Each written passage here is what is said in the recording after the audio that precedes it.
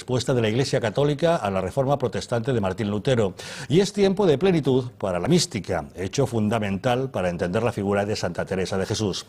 Ahora, 5 siglos después, la tempestuosa relación que mantuvieron Santa Teresa y la princesa de Éboli, dos de las mujeres más importantes de la época durante el reinado de Felipe II, se refleja en El Castillo de Diamante, la última novela histórica de Juan Manuel de Prada, quizá el autor más destacado de la literatura española en estos momentos.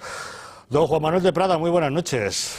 Muy buenas noches, querido amigo. Has utilizado una figura retórica llamada hipérbole, ¿no? Que es o exageración. La exageración, ¿no? Lo del autor español más importante en estos momentos. No, exagerado, quizá uno de los más, tendría que haber dicho el más destacado, sin lugar a dudas. ¿Por qué, señor de Prada, escribir acerca de Santa Teresa de Jesús en este momento? ¿Simplemente por una cuestión de fechas, el quinto centenario? No, este es un proyecto que yo llevaba barajando desde hacía muchos años.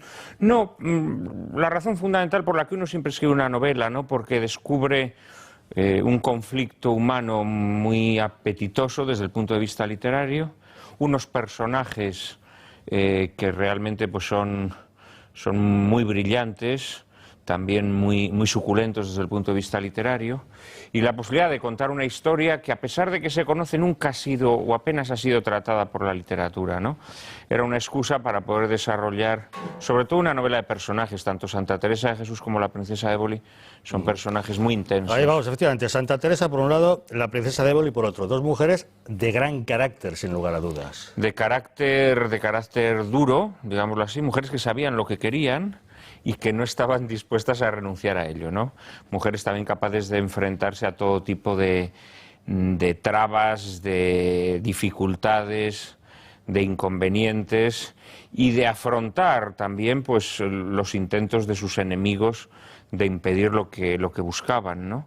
Es curioso porque lo normal hubiese sido que estas dos mujeres al encontrarse, pues hubiese surgido de ellas una colaboración que las hubiese hecho más grandes a ambas. Pero la dura realidad es que sus temperamentos chocaron y en ningún momento hubo posibilidad de entendimiento entre ambas. ¿El primer error cuál fue? ¿La de Éboli pensó que con dinero se puede comprar todo y ese fue su gran error? Habría que estudiar, porque realmente en términos históricos no sabemos por qué se llevaron tan mal. No sabemos si había algún asunto previo. No debemos olvidar que los príncipes de Éboli representaban, junto con los duques de Alba, las dos grandes familias de la nobleza de la época, y de alguna manera eran cabecillas de sendos partidos o facciones dentro de la corte de Felipe II. Santa Teresa de Jesús había sido patrocinada y protegida por los duques de Alba, de modo que no habría que extrañarse que ya de entrada hubiese este problema, que los príncipes de Éboli, por su tensión con los duques de Alba, al recurrir a Santa Teresa ya la ponen a ella en una circunstancia difícil. Evidentemente los príncipes de Éboli recurren a Santa Teresa, ¿por qué? Porque se dan cuenta que Felipe II apoya su reforma. Por lo tanto, apoyando ellos a Santa Teresa es una manera de ganarse la confianza o de ratificar la confianza que el rey tiene en ellos. Las diferencias de carácter, por no cargar las tintas con la princesa de Éboli, que es, digamos, la mala de la historia, pero la realidad es que todos los señores en aquella época, cuando patrocinaban la fundación de un convento o ayudaban a un religioso a fundar un convento, ellos querían imponer sus condiciones. Esto era algo habitual. Claro, la princesa de Éboli probablemente era una mujer chapada a la antigua que no se daba cuenta que Trento había introducido unas nuevas reglas de juego, digámoslo así, en el trato entre la religión y el poder político, ¿no? Y que a Felipe II le interesaba por muchas razones, por razones sinceramente religiosas, puesto que él era un rey católico. Le interesaba la purificación de la Iglesia, la reconversión, digámoslo así, de las órdenes religiosas, pero también había razones políticas muy de fondo, ¿no? El rey consideraba que el papado se estaba entrometiendo demasiado en la política nacional y se da cuenta que favorecer la creación de nuevas órdenes religiosas, caso de la Compañía de Jesús, o favorecer la reforma de órdenes religiosas ya tradicionales, como es el caso de la Orden del Carmelo, pues esto hacía que estas órdenes fueran menos romanocéntricas, digámoslo así, que fuesen más autóctonas, ¿no? Y que por lo tanto tuvieran menor dependencia del papado. Entonces, claro, en esta situación política es donde se produce el conflicto entre ellas. Independientemente de todo, yo creo que lo más gracioso, lo más interesante es que eran mujeres muy parecidas en su carácter, en su forma de ver la vida, eran mujeres muy parecidas. Y probablemente todas las desavenencias y los conflictos que entre ellas surgen precisamente sea por esto, porque son muy parecidas. Pero más allá de la riqueza de ambos personajes, de los conflictos que mantuvieron, usted lo ha mencionado, todo esto se desarrolla en un momento muy especial de la historia de España. ¿Cómo era la España de los tiempos de Felipe II? Bueno, era una España en contra de la idea que tenemos, esa España oscura, sombría, ese reinado cruel e implacable, pues era una España, naturalmente, bueno, pues lo has dicho, ¿no?, en la presentación, era la primera potencia mundial, diríamos, con un sintagma de nuestra época, pero era también una primera potencia mundial a la que ya le estaban surgiendo muchos conflictos, ¿no? Los enemigos se multiplicaban, lo has dicho, pues en Flandes, en Alemania, los turcos, el nuevo conflicto en Portugal con la proclamación de rey como rey de Felipe II. En fin, los conflictos crecen, la deuda del Estado es enorme. Felipe II tiene que alimentar muchas guerras, digámoslo así, tiene que alimentar y mantener vivas a sus fuerzas en muchos lugares del mundo, y esto supone un desembolso terrible para el erario público. Felipe II en realidad está prisionero de los banqueros, todo el oro que viene de las Indias va directamente a engrosar las arcas de los banqueros. Es una situación de esplendor, pero ya un esplendor, digamos, que empieza a augurar la decrepitud que se sucederá en los siglos siguientes, ¿no?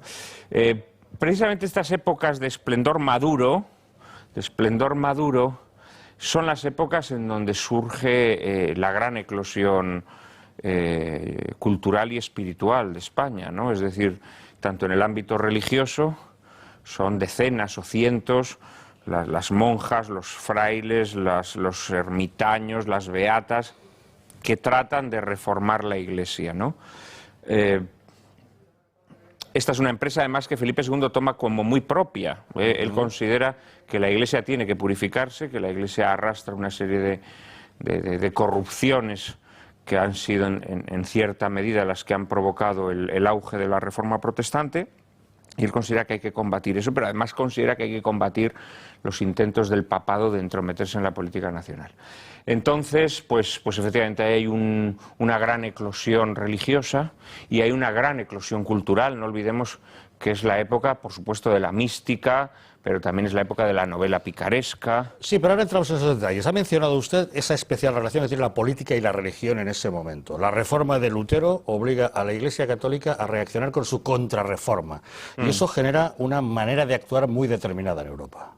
Sí, bueno, fundamentalmente la contrarreforma es una empresa, más allá de que es, por supuesto, es una empresa que la Iglesia Católica hace suya, pero es una empresa que surge a instancias sobre todo de España, de Carlos V, a quien preocupó muchísimo esta ruptura de la cristiandad y que trató de subsanarla por todos los medios, y muy posteriormente a Felipe II. Felipe II, después del largo reinado de su padre, él va a tener también un reinado largo en el cual va a proseguir esta labor, ¿no?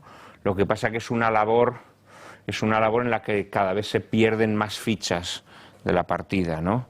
Y en la cual España a lo máximo que puede aspirar es a mantener, digamos, un duelo en tablas, ¿no? Pero ya en el reinado de Felipe II nos damos cuenta de que esa batalla no se va a vencer. Hablemos de los escenarios donde se desarrolla. Madrid, Ávila, Toledo, Pastrana, eran puntos fundamentales de la España de la época. Bueno, Toledo acababa de dejar de ser capital imperial, ¿no? La capitalidad acababa de ser trasladada a Madrid, una ciudad con mucho menos empaque, una ciudad mucho más plebeya, digámoslo así, pero también una ciudad con muchas más posibilidades de crecimiento y sin los problemas de salubridad de Toledo, que fue una de las razones fundamentales por las que Toledo deja de ser capital de las Españas.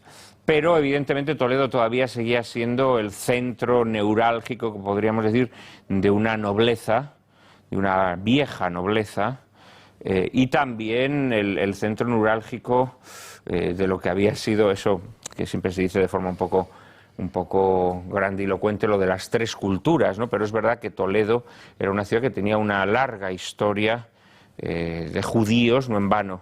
La familia de Santa Teresa, la familia de su padre, que era una familia de judíos conversos, procedía de Toledo, ¿no? Digamos que era una ciudad que acababa de perder el protagonismo, pero que todavía, el que tuvo retuvo, todavía conservaba su grandeza, ¿no? Y ahí va a ser en Toledo donde Santa Teresa, cuando está intentando arrancar su reforma, los superiores de su orden, para apartarla de lo que ellos consideran una quimera peligrosa, la mandan a Toledo a consolar a una noble, doña Luisa de la Cerda, que era prima de la princesa de Éboli. Y ahí en Toledo Santa Teresa va a estar 6 meses en compañía de esta dama, y durante esos 6 meses le van a ocurrir una serie de hechos fundamentales en su vida que le van a decidir ya a lanzarse a la reforma y que le van a hacer entender cómo es la reforma que ella quiere. Yo en mi novela cuento esta visita de Santa Teresa en Toledo y digamos que lanzo la hipótesis de que durante esos 6 meses que Santa Teresa está en Toledo conociese a la princesa de Éboli, que muy verosímilmente podría haber ido a visitar a su prima para darle el pésame, ¿no? Y ahí es donde Santa Teresa y la princesa se hacen amigas y miden sus diferencias, ¿no? A partir de ahí Santa Teresa inicia una reforma, como sabemos, primero en Ávila, después la va extendiendo a diversos lugares de Castilla, y 7 años después de iniciada la reforma, Santa Teresa, después de fundar en Toledo con grandes dificultades, decide aceptar la invitación de la princesa de Éboli de ir a fundar a Pastrana, que era la sede de los estados de los príncipes de Éboli, a quienes el rey acababa de hacer duques de Pastrana. Y allí en Pastrana es donde se va a desenvolver, digámoslo así, el conflicto entre estas dos mujeres, ¿no?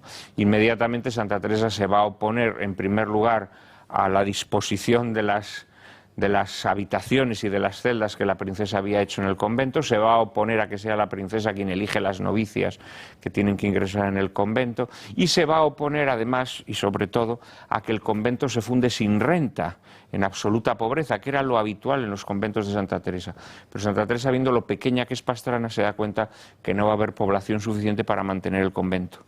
Entonces le pide a los príncipes que hay que fundarlo con dote, el convento, cosa que pues ya provoca verdaderamente el conflicto desatado con la princesa.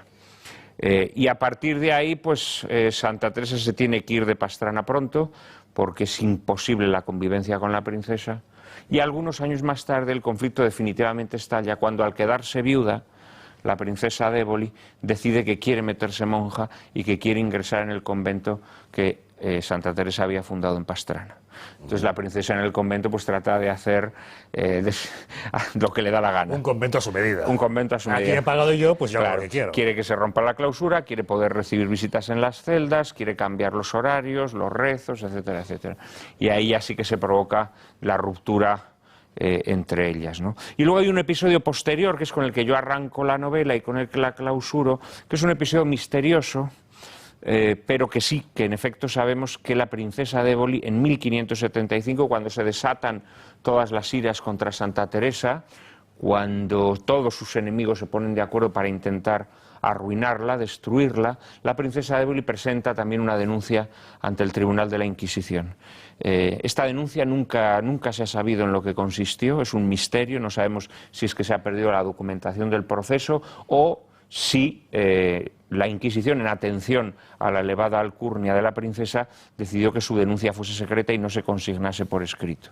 Pero el caso es que la princesa se suma a esa denuncia contra Santa Teresa. Sí, pero hay más temas truculentos, porque al margen de estos dos grandes personajes, la princesa de Éboli y Santa Teresa, hay otros muchos en su novela, no vamos a repasarlos. Hombre, ahí está Antonio Pérez. Pero nos vamos a quedar Antonio Pérez, secretario del rey, que también forma parte de una extraña trama truculenta en toda esta historia, ¿no? Sí, sí, sí.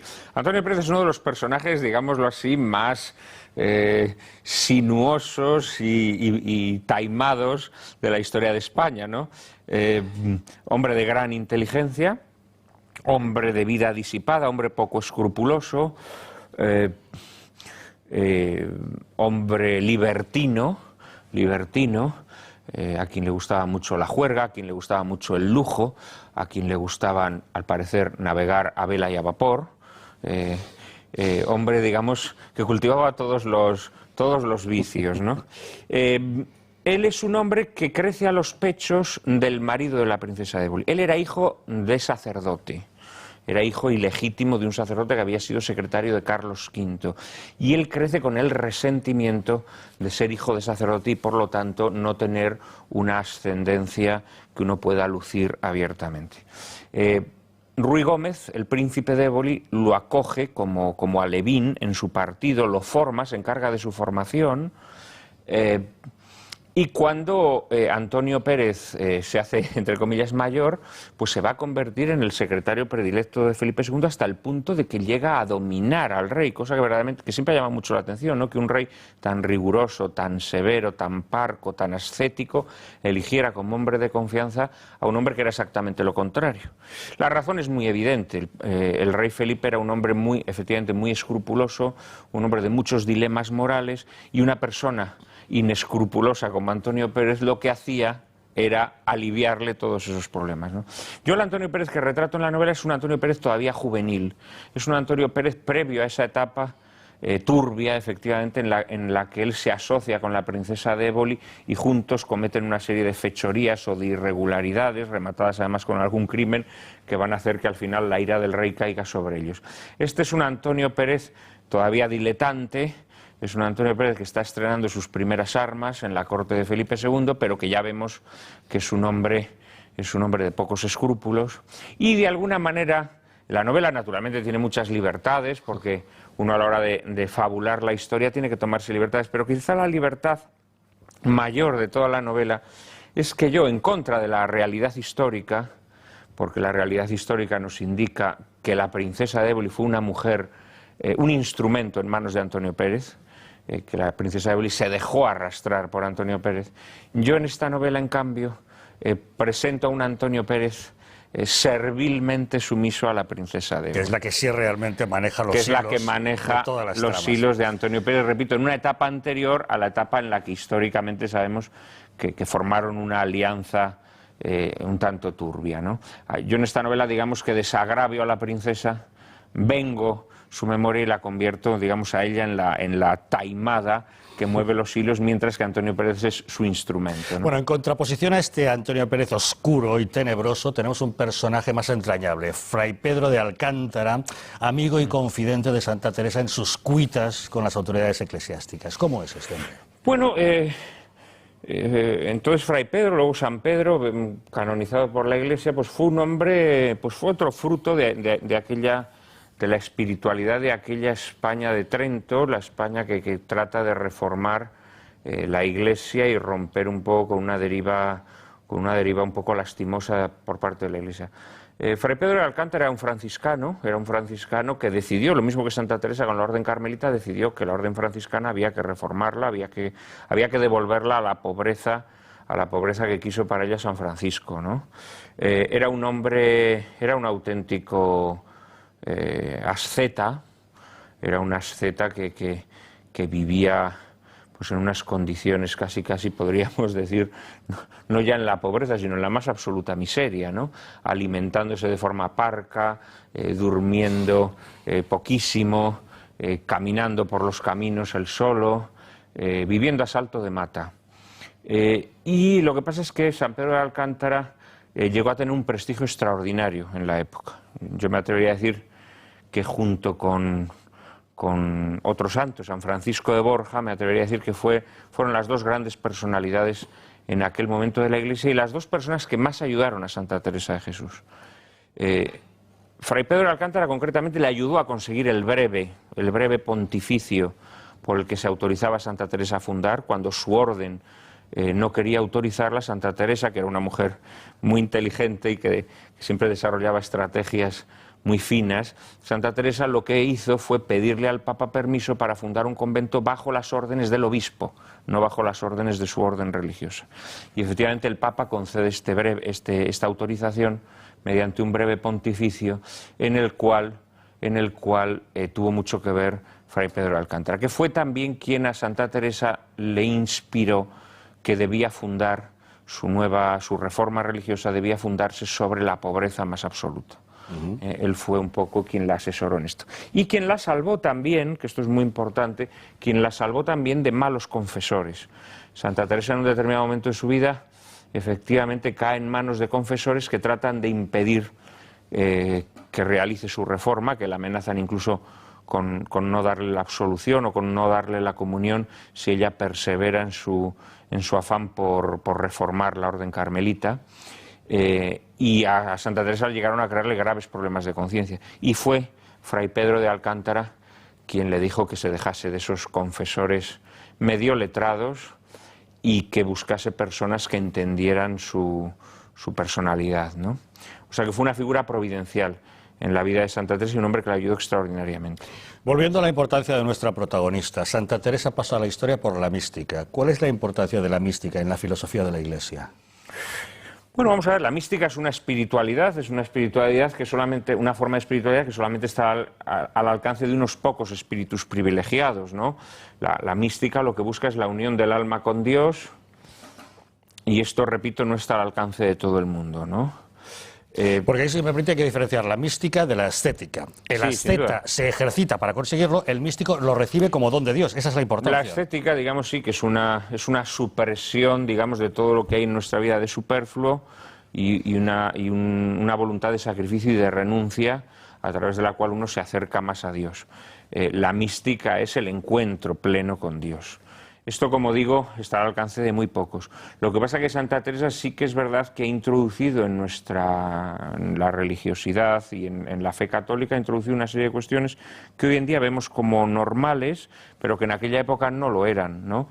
Es decir, lo que hoy llamamos tener una relación personal con Dios, es decir, tener un trato directo con Dios, una oración mental con Dios, es decir, que nuestra relación con Dios no sea solamente a través de la misa o de los sacramentos, sino que nosotros íntimamente pues tengamos nuestra forma de rezar, etcétera, etcétera. Esto es muy propio de Santa Teresa. Pero a mí he de confesar que a mí la Santa Teresa que más me gusta no es tanto la mística, yo soy un hombre de temperamento muy poco místico, como la mujer, lo que un nuncio que le tenía tirria a Santa Teresa llamó la fémina andariega e inquieta. Esta es la Santa Teresa que a mí más me interesa, esta mujer que con 47 años, nada más y nada menos, no lo olvidemos, decide lanzarse a los caminos, a fundar conventos, y que evidentemente pues ya los últimos 20 años de su vida se van a convertir en un peregrinar constante, arrostrando todo tipo de peligros, ¿no? Esta es la Santa Teresa. En la novela aparece también la mística, pero digamos que la que tiene más protagonismo es la Santa Teresa fundadora, y por lo tanto la Santa Teresa andariega e inquieta, ¿no? En este sentido, mucha gente dice que Santa Teresa fue una mujer avanzada a su tiempo, y sin embargo usted no insiste en que era una mujer muy de su tiempo. No, totalmente, totalmente. Es que Santa Teresa en otra época no habría podido existir. La realidad es esta. Cuando se dice era una mujer avanzada a su tiempo, esto solamente lo puede decir la gente un poco analfabeta, porque realmente lo que Santa Teresa hizo fue su tiempo quien se lo permitió hacer. La realidad es que Santa Teresa no fue una excepción. Como Santa Teresa hubo, como decía antes, decenas o cientos de mujeres religiosas que trataron de llevar a cabo reformas en sus órdenes, o fundar nuevas órdenes, o fundar conventos. Si hoy recordamos a Santa Teresa, no es porque hiciera algo demasiado distinto, sino porque era una mujer genial que lo logró llevar a cabo, porque era una mujer que tenía la inteligencia, la astucia para saber desenvolverse entre los poderosos que podían ayudarla, porque era una mujer que sabía cómo tratar a los eclesiásticos más reticentes a su obra, pero las cosas que consiguió solo las pudo conseguir en aquella época. Cuando a Santa Teresa se la presenta como una mujer de nuestro tiempo, esto es algo grotesco. Santa Teresa, en primer lugar, si hubiese vivido en nuestro tiempo, todas sus visiones místicas se hubieran considerado síntomas de locura, y Santa Teresa hubiese sido ingresada en un centro psiquiátrico, o como mínimo hubiese sido medicada y empastillada hasta convertirla pues en una especie de zombi, ¿no? De tal manera que no habría podido ser la mística que hoy conocemos. Santa Teresa en nuestra época no habría podido hacer una cosa muy sencilla que en aquella época hizo, sencilla pero verdaderamente asombrosa, que fue fundar conventos de frailes, porque Santa Teresa no solo fundó conventos de monjas, sino también de frailes. Hoy en día inmediatamente la hubieran puesto de protagonista del Sálvame, ¿no? Y hubieran dedicado varias entregas de Sálvame a decir que Santa Teresa pues que era una monja que aprovechaba la excusa esta de fundar conventos para tener relaciones con frailes, ¿no? La habrían sacado en diversas ocasiones la habrían desprestigiado por completo. Pero en el aspecto ya más puramente mundano, Santa Teresa no habría podido fundar ningún convento, porque al intentar fundar conventos, como ella hacía con nocturnidad y alevosía, por las noches, llegando a los pueblos a escondidas, llamando a un notario y firmando los documentos sin que nadie se enterase, Santa Teresa inmediatamente, al no disponer de licencias, los ayuntamientos le habrían impedido fundar y, por supuesto, tendría que haber sobornado a los concejales corruptos que en todos los ayuntamientos de España ahí están en primera línea, ¿no? Incluso en aquella época. No, en aquella época no, en esta. Yo me refiero en esta. Quiero decir que no, que cuando se dice, no, Santa Teresa es una mujer de nuestra época, eso es una bobada. No, es de que lo hubiera tenido mucho más difícil. Lo hubiera tenido mucho más difícil. La verdad es que leyendo estas deliciosas páginas en las que usted nos habla de Santa Teresa, nos preguntamos, ¿ha desmitificado usted a Santa Teresa en este libro? No, no he querido desmitificarla, entre otras razones, porque no creo que sea un mito Santa Teresa. Yo creo que Santa Teresa es una realidad cierta.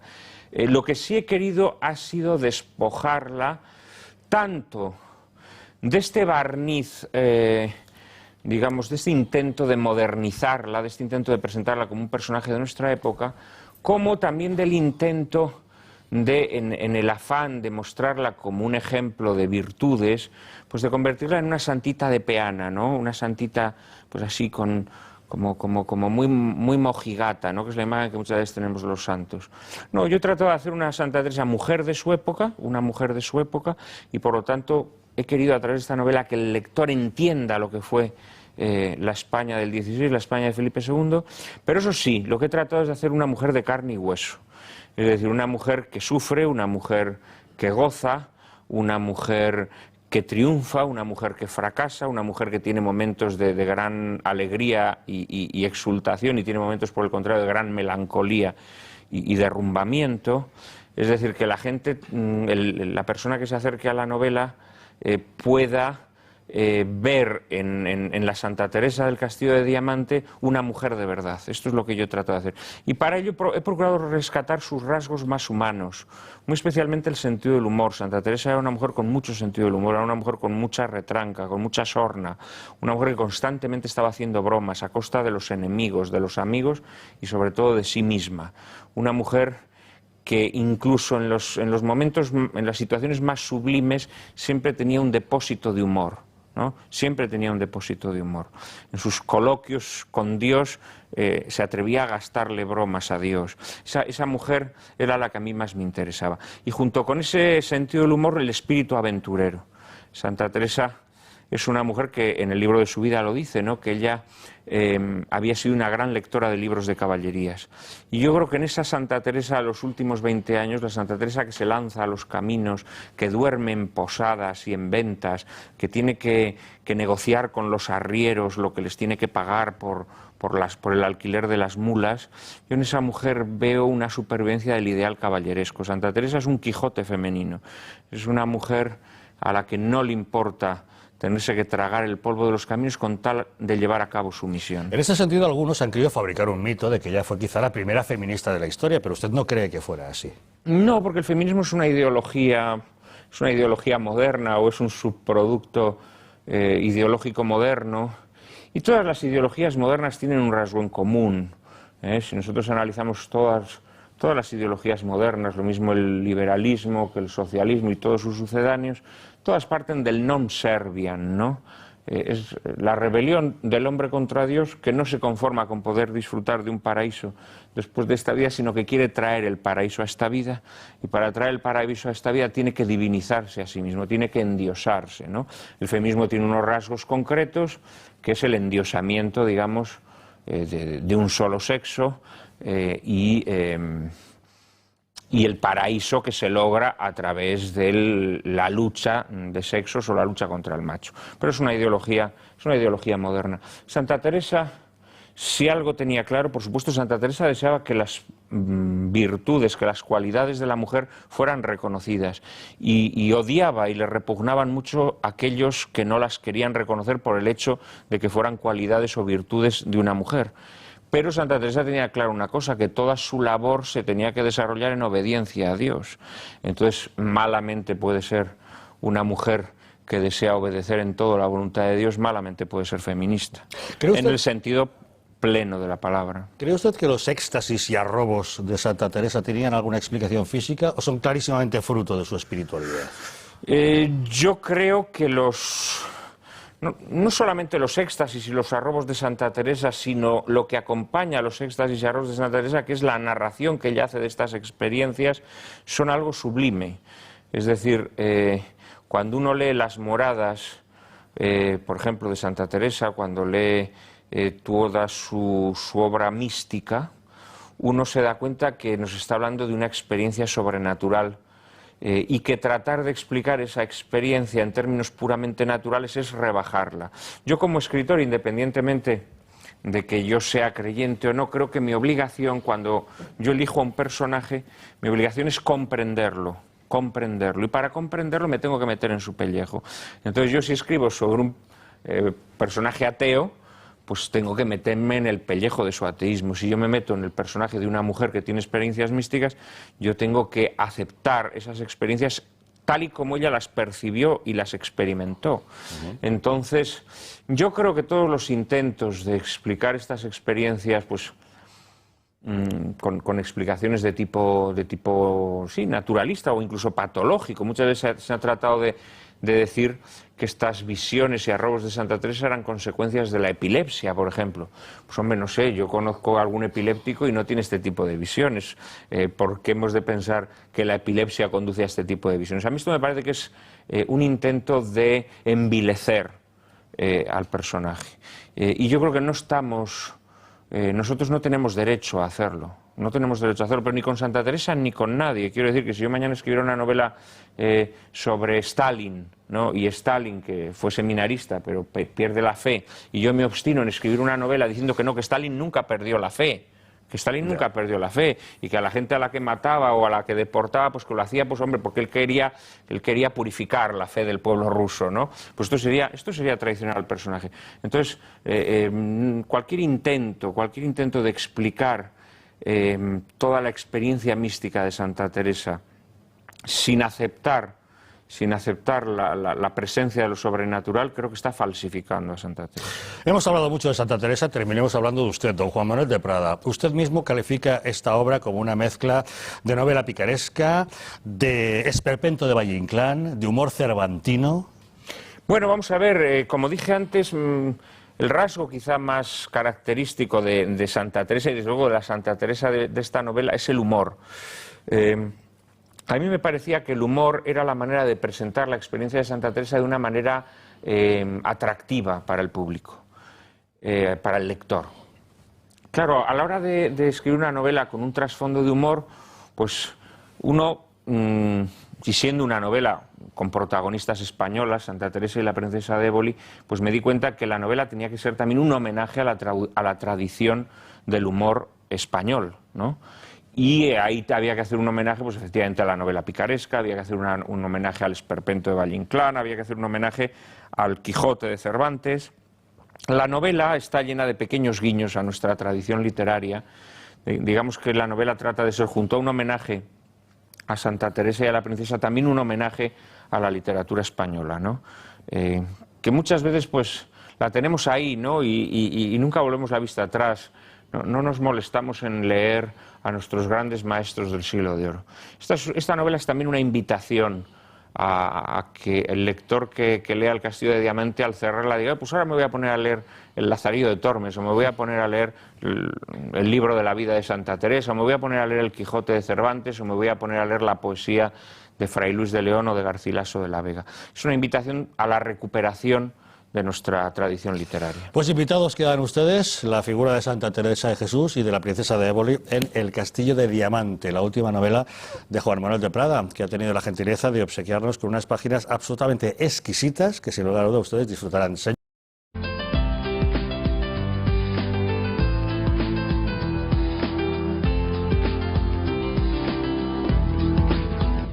Amigos, bienvenidos un domingo más a Testigos Hoy. Como siempre, adelantamos los temas que hemos preparado para ustedes en el siguiente sumario. Quédense con nosotros y disfruten.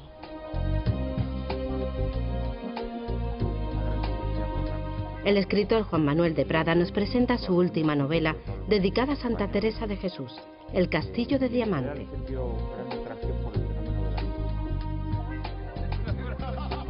Hoy conoceremos Universo de Trapo, un proyecto musical que aúna distintas artes y grandes dosis de solidaridad.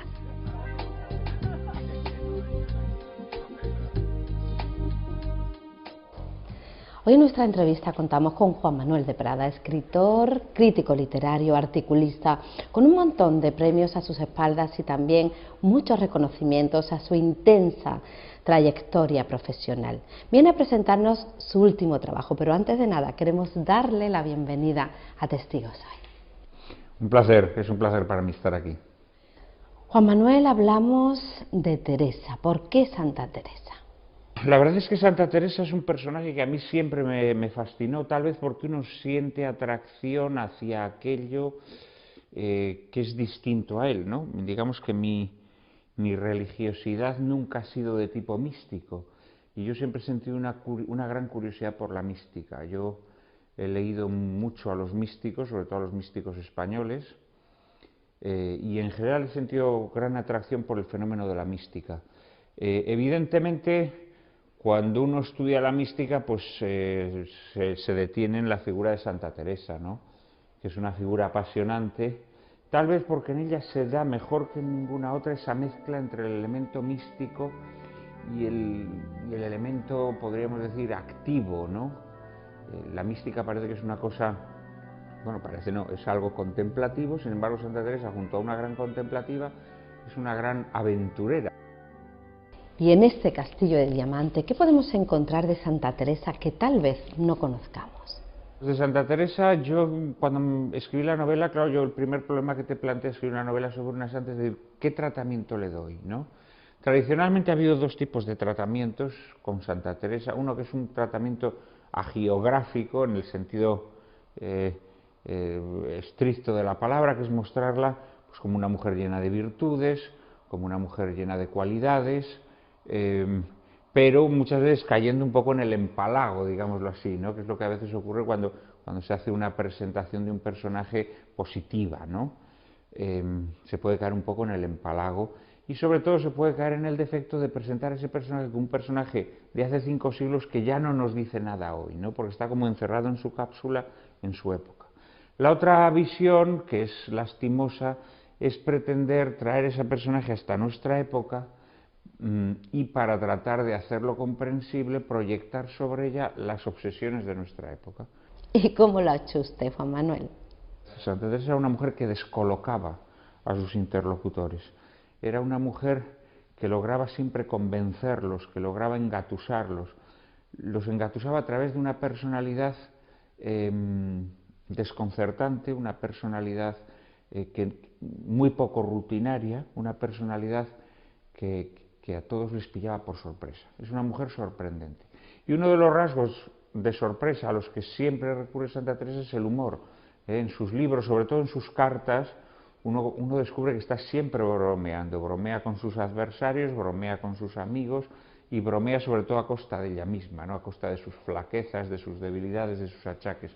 Esto me resultó un rasgo predominante en su personalidad. Entonces quise que esta Santa Teresa fuese esta mujer que constantemente se toma a chirigota pues las cosas que el mundo se toma muy en serio, ¿no?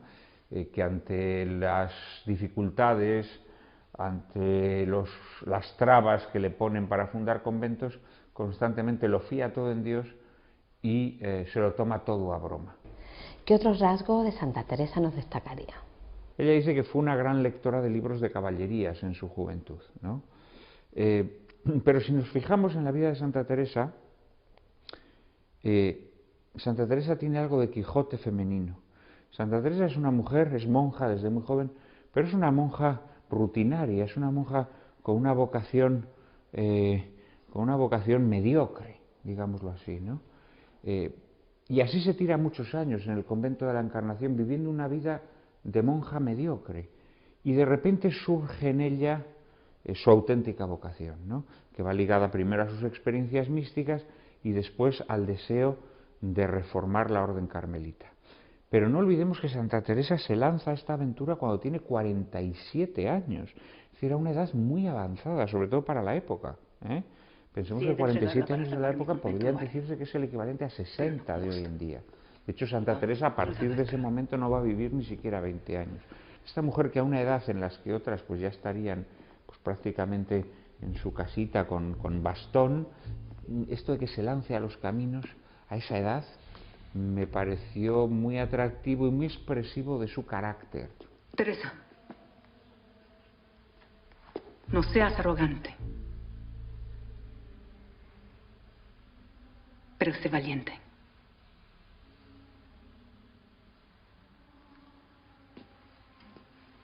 Sin embargo, usted se fija en la relación con Ana de Mendoza. La relación con Ana de Mendoza es muy interesante porque el convento que Ana de Mendoza le propone fundar en Pastrana es el único fracaso en la vida de Santa Teresa. Este fracaso en apariencia de Santa Teresa me parecía muy interesante novelescamente, porque en una novela no puede ser la crónica de un triunfo constante, sino que una novela tiene que tener un conflicto, ¿no?, en donde el héroe pues parezca que es derrotado, ¿no?, para luego resplandecer mayormente su victoria, ¿no? Pero lo convierte en un duelo. La princesa Éboli es un personaje fascinante.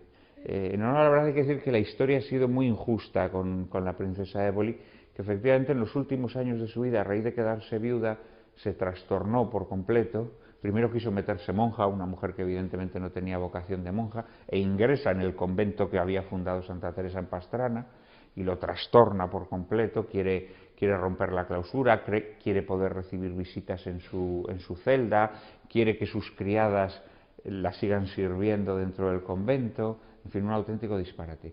Y la verdad es que ella, efectivamente, a raíz de enviudar, se trastorna, después de esta experiencia fallida como monja, se convierte en una intrigante, se asocia con Antonio Pérez y empiezan a hacer cosas bastante turbias, pero hasta ese momento ella es una mujer muy interesante, es una mujer que sabía leer y escribir en latín, que tenía una de las mejores bibliotecas de la época, que tenía incluso iniciativa empresarial. Ella tiene la idea de instalar una industria textil en Pastrana, de adquirir gusanos de seda, en fin, es una mujer llena de iniciativas de todo tipo. Luego es una mujer de extraordinaria fidelidad a su marido. Lo que pasa es que es una mujer que es evidente que tenía un azogue dentro, tenía, como se suele decir, el veneno metido en el cuerpo, el demonio metido en el cuerpo, ¿no? Es una mujer que está constantemente inquieta, constantemente insatisfecha, ¿no? Y me parecía que tenía muchos rasgos en común con Santa Teresa. De alguna manera son almas gemelas, son mujeres inquietas, mujeres que necesitan no conformarse con lo que tienen, sino aspirar a algo más grande. Lo que pasa es que la aspiración en Santa Teresa es una aspiración movida por Dios, movida por lo trascendente, mientras que la inquietud de la princesa es una inquietud que nace del afán mundano, de ambición mundana, ¿no?, de poseer más, de ser más. Y esto al final es lo que la destruye, Lo que ¿no? tenga que sufrir adelante. No soy yo quien la elige. Nada me asusta más que no hacer lo que debo. Expone también que vivir en una comunidad cerrada no era garantía de santidad para las monjas, según Santa Teresa, o según usted. A lo largo de toda la historia, la Iglesia ha tenido momentos en donde la relajación de costumbres ha llevado a la pérdida de identidad. Esto es así, ¿no? Y precisamente todas las reformas que se han producido, lo que han buscado es alejar la vida religiosa de la mundanidad y llevarla hacia un mayor ascetismo, hacia una mayor vuelta a los orígenes, hacia una mayor contemplación, digamos, ¿no?, contemplación de Dios. Y esto es lo que propone Santa Teresa en ese momento. Pero Santa Teresa dice una cosa, escribe una cosa, y yo la recojo en mi novela, que es muy interesante, ¿no?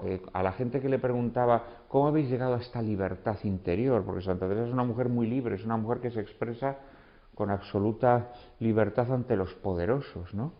Y entonces Santa Teresa lo dice, yo esta libertad la he logrado encerrada en un convento, porque ella quiere poner en relieve la paradoja del encierro y de la libertad. Efectivamente, muchas veces somos mucho más libres encerrados, entre paredes, o encerrados incluso en nuestra propia alma, metidos en nuestra propia alma, mirando hacia adentro. Muchas veces somos más libres que cuando gozamos presuntamente de esa libertad que nos da el mundo, ¿no? Juan Manuel, tal vez en este momento de crisis de valores, ¿es demasiada abstracción traer todo esto al contexto social actual? Desgraciadamente sí, nuestra época, como en general toda la modernidad, es una época idealista. Es una época idealista que trata de engolosinar a los seres humanos con cosas falsas, con cosas que no se pueden dar en esta vida. El hombre, el ser humano, tiene un apetito efectivamente que es un apetito ultraterreno, porque nuestra alma es inmortal y entonces aspiramos a una vida mejor, a una vida liberada de todos los sufrimientos y penalidades de esta vida. Pero esos sufrimientos y penalidades de esta vida, en realidad, lo que están haciendo es preparándonos para una vida mejor. Claro, el problema es cuando uno quiere meter esa vida mejor que pertenece a la otra vida, la quiere meter en esta. Ahí se generan todos los problemas. Y de ahí surge ese afán por las abstracciones, por los idealismos muy propios de nuestra época. Pero hay caminos y acomodos. Mira. Mira bien alrededor. Y verás que no los hay. Tan desnudos como estos, estaba Cristo en la cruz, vestido solo de llagas. Teresa. Piensa bien si has de venir, que este no es un viaje de regreso. La gran enseñanza que tiene para desenvolvernos en la vida la fe, y repito, y la filosofía cristiana, es el realismo, el volver a ver las cosas como verdaderamente son, el vivir sin utopías, el vivir sin falsedades idealistas, ¿no? ¿Qué podemos encontrar entre líneas en este castillo de diamante? En esta novela, si hay un tema de fondo, es el tema de la envidia.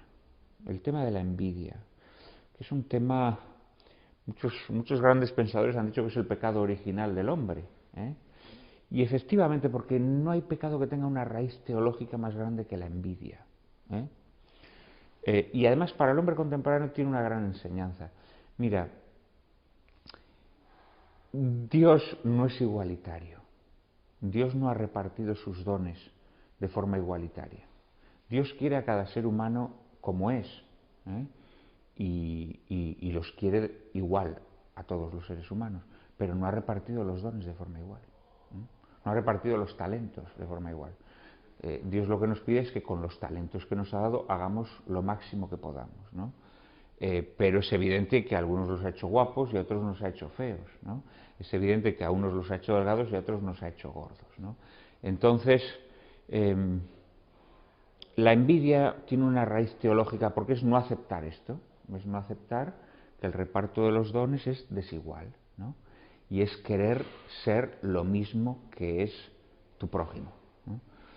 A la princesa de Éboli le ocurre que lo tiene todo, ¿no? Tiene riquezas, tiene posición social, tiene ascendencia en la corte, tiene poder, tiene tierras, lo tiene todo, pero no tiene lo que tiene Santa Teresa. No tiene lo que tiene Santa Teresa. Santa Teresa puede estar en contacto directo con Dios.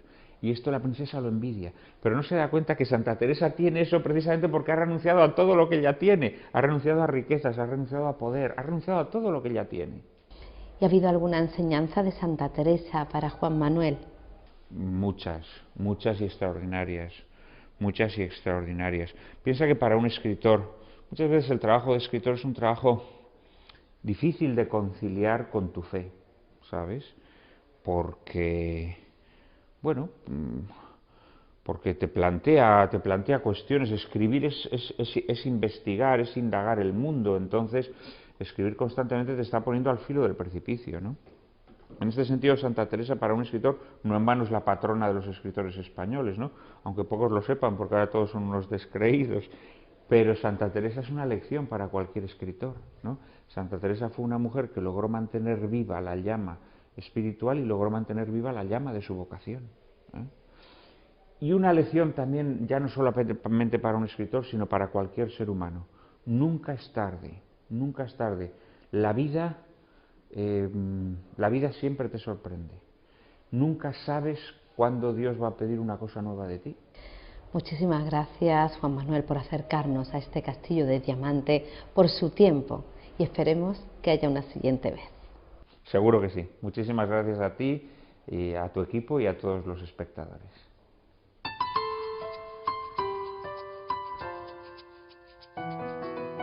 Este año la comunidad de TC está de celebración.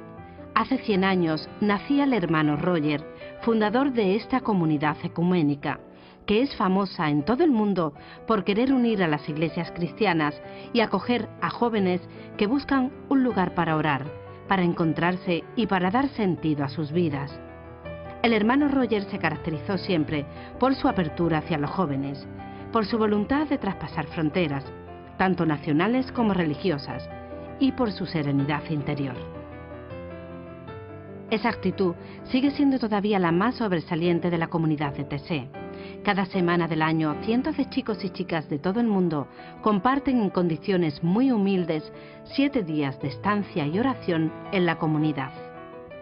Cada día los hermanos de la comunidad introducen una reflexión bíblica, seguida de un tiempo de silencio y de intercambio en pequeños grupos, con talleres que ayudan a profundizar en la realización entre la fe y la vida, en el trabajo, la solidaridad, las cuestiones sociales, el arte y la cultura, y la búsqueda de la paz en el mundo.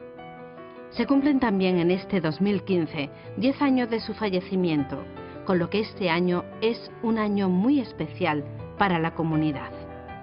Por este motivo han convocado una serie de actividades especiales centradas en el futuro de las iglesias cristianas y en la espiritualidad, como el próximo Encuentro Europeo en Valencia, durante los días 28 de diciembre al 1 de enero de 2016, que reunirá a decenas de miles de jóvenes en una etapa más de la peregrinación de confianza a través de la tierra.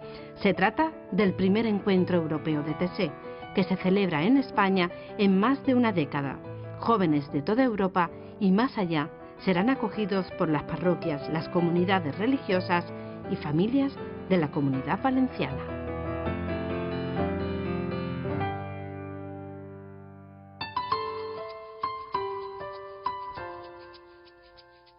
Estamos en el Museo del Monasterio de Santa Paula, de Sevilla.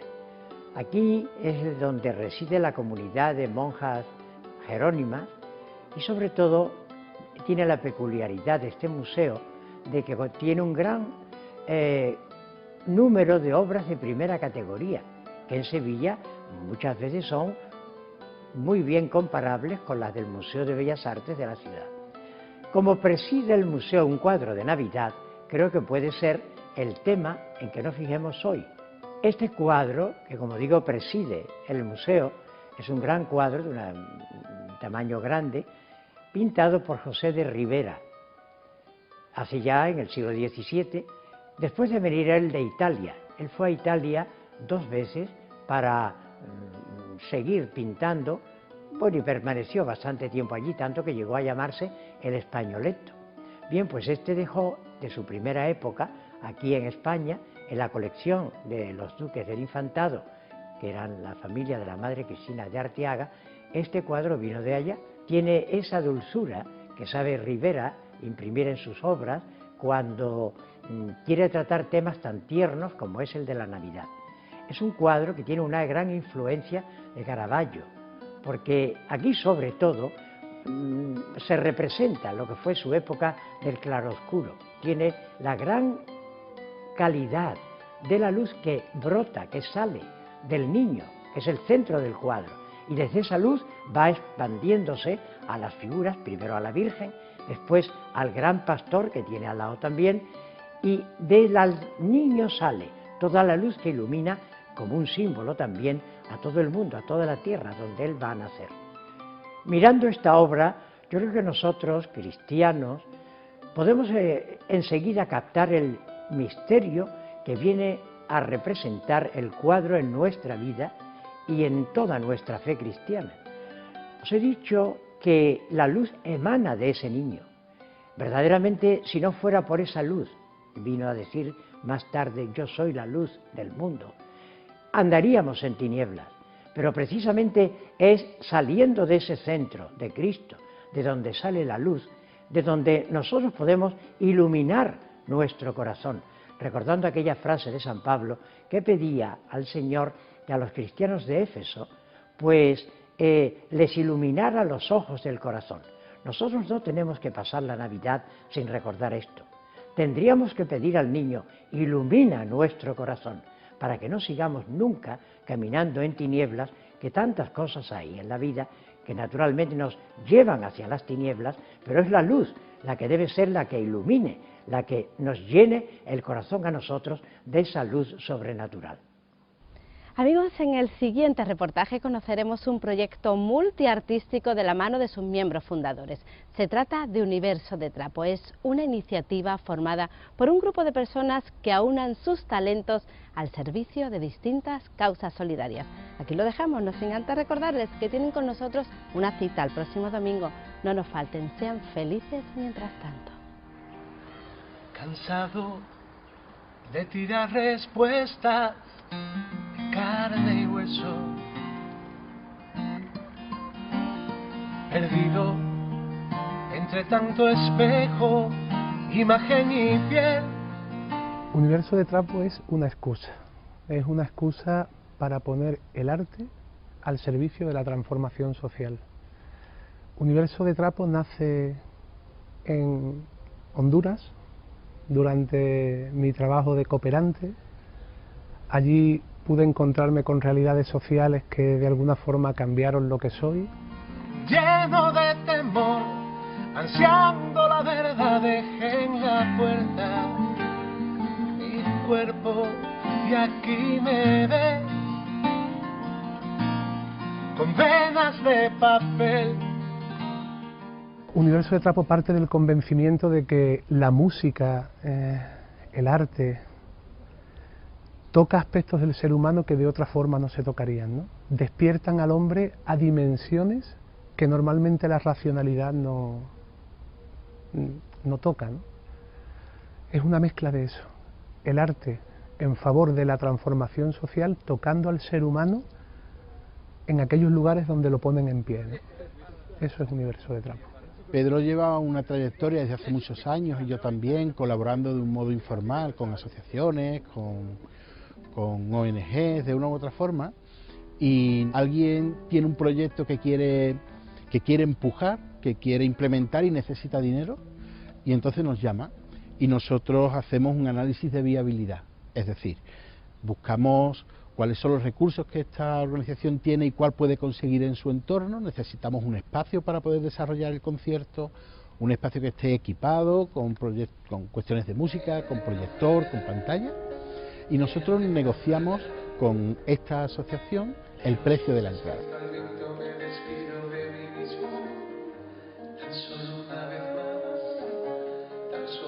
Todos los beneficios de la entrada y la mitad de los beneficios de nuestro merchandising se destinan al proyecto que nos llama, a la asociación que nos llama y que decide apostar por un proyecto concreto.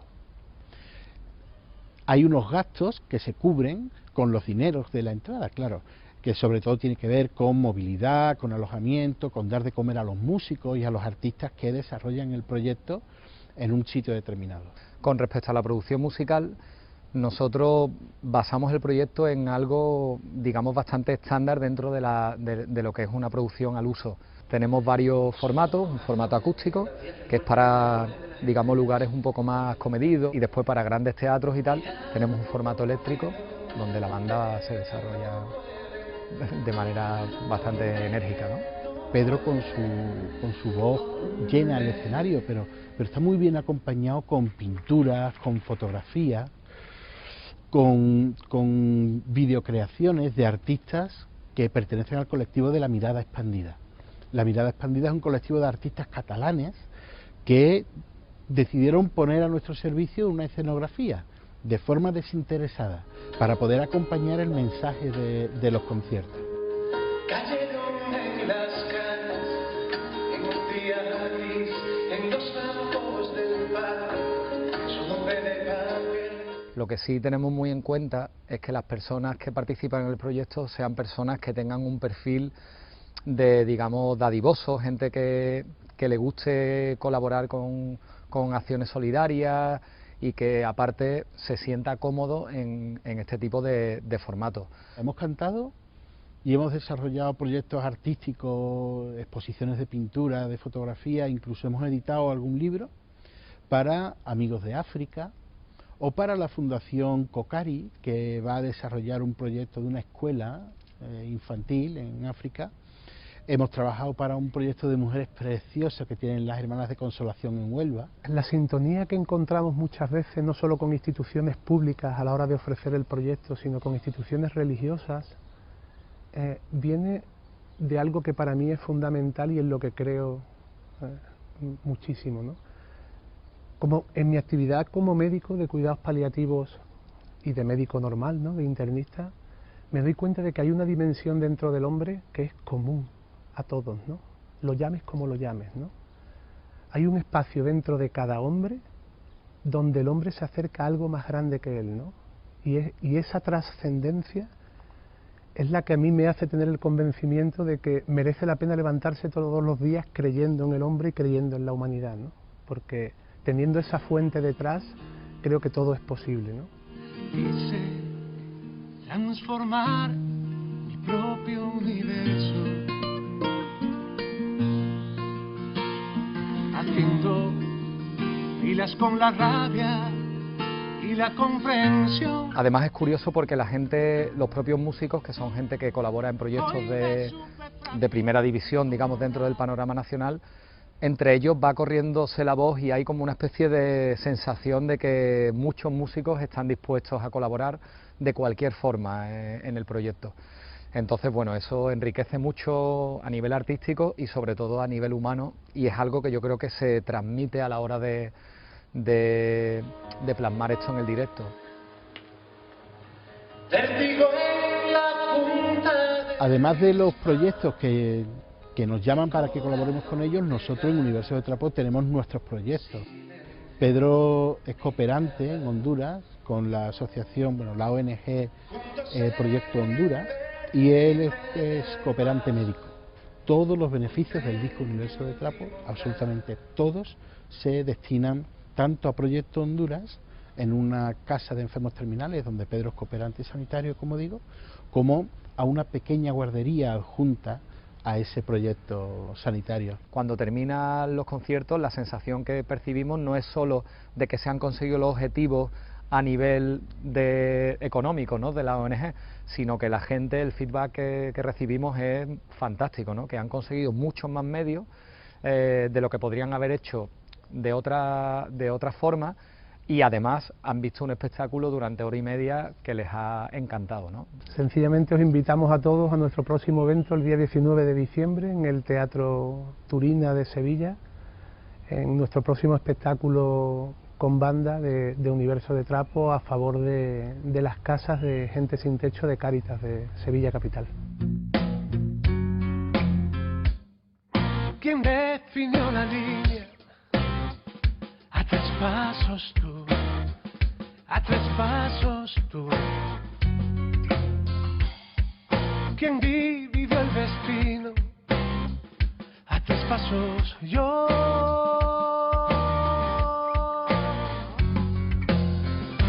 Y un abismo de silencio entre los